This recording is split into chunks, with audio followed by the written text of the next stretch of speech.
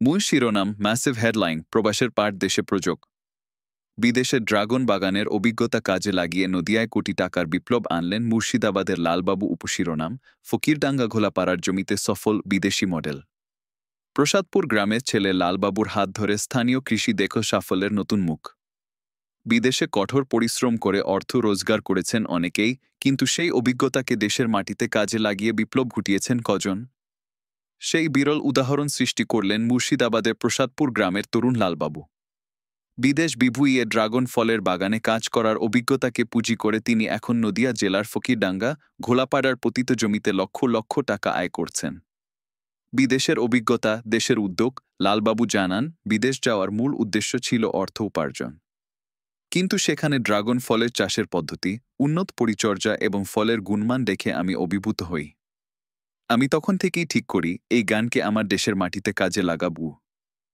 বিদেশে থাকার সময় তিনি ড্রাগন ফলের উন্নত প্রজাতি নির্বাচন কম খরচে স্থায়ী কাঠামো তৈরি এবং সুষম সারের ব্যবহার এই সমস্ত কৌশল হাতে কলমে শেখেন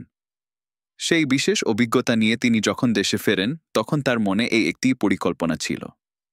সফলতার বীজ বপন নিজের জন্মস্থান মুর্শিদাবাদের চেয়ে নদিয়ার ঘোলাপাড়ার মাটি ও জলবায়ু এই চাষের জন্য তুলনামূলকভাবে বেশি উপযুক্ত মনে হওয়ায় তিনি এখানেই তার স্বপ্নের বাগান গড়ে তোলেন বিদেশের সেই আধুনিক চাষের মডেল হুবহু এখানে প্রয়োগ করেন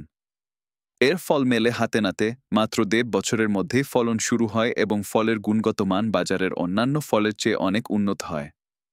সাফল্যের বার্তা লালবাবু বলেন বিদেশের মাঠে আমি শ্রম দিয়েছি কিন্তু এখন আমার দেশের মাঠে আমার অভিজ্ঞতা ফল দিচ্ছে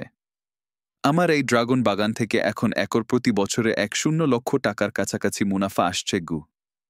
লালবাবুর এই উদ্যোগ এখন স্থানীয় তরুণ সমাজের কাছে একটি বড় বার্তা বিদেশে গিয়ে শুধু অর্থ রোজগার নয় সেখানে অর্জিত জ্ঞানকে কাজে লাগিয়ে দেশেও স্বাবলম্বী হওয়া সম্ভব